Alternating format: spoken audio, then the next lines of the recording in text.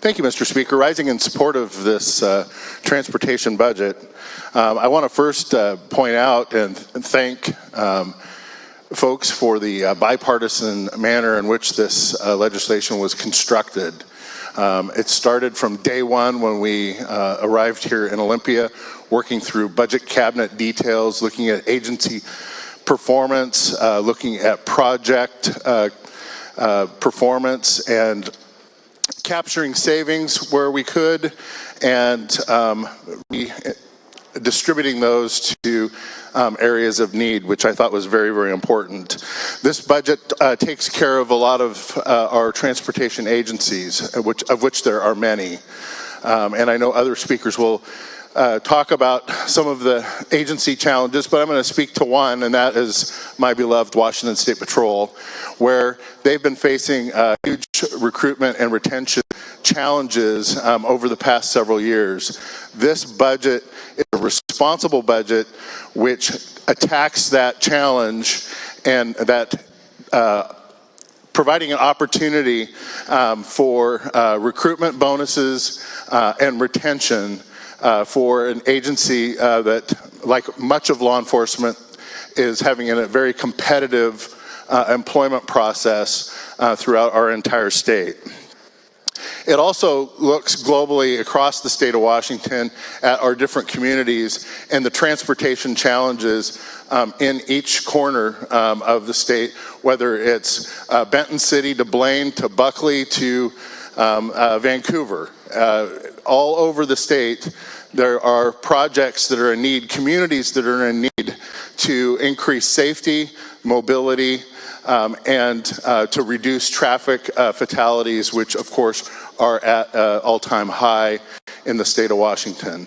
I know in my community, the important project on 162, where there's going to be a study of a center turn lane that's going to increase safety, it's going to improve the congestion problem, and it's going to increase the opportunity for our public safety partners to respond to emergencies throughout the communities in the valley. So that's just one example, of which there are many all across the state of Washington, where this budget is addressing those in a manner that we can all be proud of. Thank you, Mr. Speaker, and I urge your support of this important transportation budget. Thank you, Mr. Speaker, and I stand and urge voting for a yes on this today. This continues investments and promises that have been made through many past budgets in the past. I think a lot of us would like to see a new package to help our rural areas in transportation, and I know that this year is not the year for that. That'll probably be in a year or two to come. But these projects are going to help so many communities across the state. We heard earlier from the good gentleman from Spokane who talked about how much this is going to help Spokane, how these projects are going to help in Tri-Cities, how these are going to help in Yakima, and it's going to start the down payment on the bridge in Vancouver. Those are all great things across the state that many members here can be proud of. But for me personally in my district, this is going to be a huge help. This is going to continue to work on the trestle, the US 2 trestle, which is a start on a down payment for that. We've got a lot more money to go that we're going to need for that going forward, probably 1.5 to 2 billion. This helps with Highway 522, which is in the good gentlelady in the 44th district. They both have been such strong advocates, but those in East Snohomish County really need that work to be done. Earlier budgets had the money pushed out a decade or more. We were able through this budget to put it back where it belongs for this biennium and the next. So that's a good help. This is also going to help with 531 up in Arlington, which is on the border of the 10th and the 39th. We've got a lot of new investments going on there with the Cascade Industrial Center, and this money is going to help that. There's great money in there for Marysville and the work on I-5 in Marysville that needs to be done, and including the beginnings and the start of the Grove Street overcrossing. So there's much to be happy about in the 39th. There's much to be happy about in the 39th. There's much to be happy about across the state, and I encourage a yes vote today. Thank you. Thank you, Mr. Speaker. I'm proud today to rise in support of this essential transportation budget. Mr. Speaker, we've heard a lot about the benefits of this budget and what this budget does. Everything from what was said by the gentleman from the 3rd, the Spokane corridor, the North-South corridor, to my friend from the 10th and his description of what this is doing for our ferries, and everything in between. Mr. Speaker, there are so many good things that we can say this budget does, and I will just reiterate for the people in my district, that essential part of our highway system, our ferry system. I'm very pleased, Mr. Speaker, for the $1.3 billion of investment that we are putting into that, especially $20 million toward essential emergency support. As we saw, Mr. Speaker, just a week or two ago, a ferry ran aground in my district. And Mr. Speaker, this is something that affects the lives of people who depend on our ferry system to get to their work, to get their kids to school, to get through their everyday lives. And so I am just very proud and grateful for the work that was done on our ferry system in this budget, among the many other things. And Mr. Speaker, the other thing that I think is so important for us to remember is the bipartisan work done in this budget helped bring projects back to the proper phasing that they deserve. When the governor's proposed budget came out, there was a lot of delays in many of the projects across all communities in this state that really matter to members of this body. That, Mr. Speaker, this budget properly phases and brings forward and prioritizes as key infrastructure that will benefit the everyday lives of Washingtonians, hard-working Washingtonians who depend on our transportation infrastructure. Mr. Speaker, I just want to take a moment to thank the wonderful staff of the Transportation Committee and in both caucuses of this chamber that work on transportation. I want to thank the leadership of this committee. It's been an honor for me to be assistant ranking member on this committee and forge relationships with the gentleman from the 10th, the 42nd, my friend from the 44th, as vice chairs of the committee.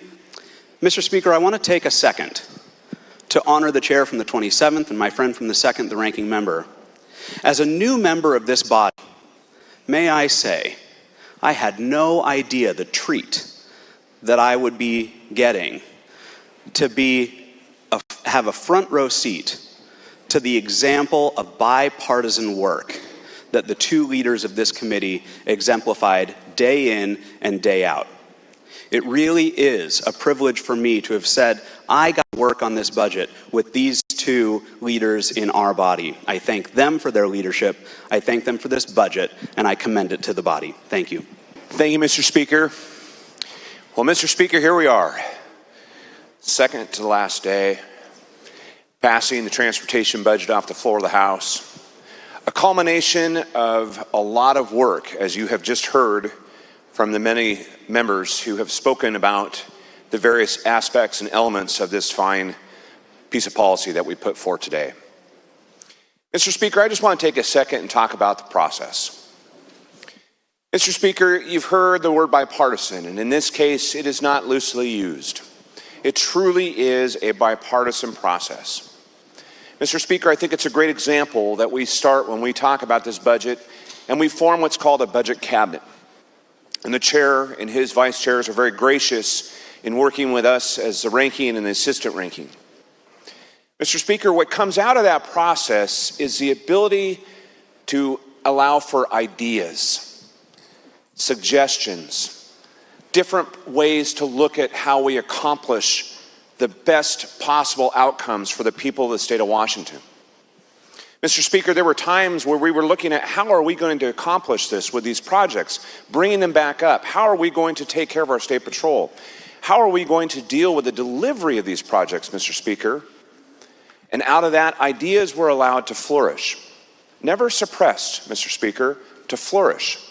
And as a result, you'll see in this budget a future that will help Washington State deliver projects more efficiently, more cost-effectively, on time for the people of the state of Washington. By working with our local jurisdictions, Mr. Speaker, these ideas would not have happened and not be part of this budget if it were not for the ability to work together. Mr. Speaker, I too want to thank our incredible staff. The Office of Program Research, as we honored yesterday, is integral in everything we do. We could not do it without them. Our caucus staff that is with us. Mr. Speaker, day in and day out, nighttime, daytime, they were there for us, providing everything that we need.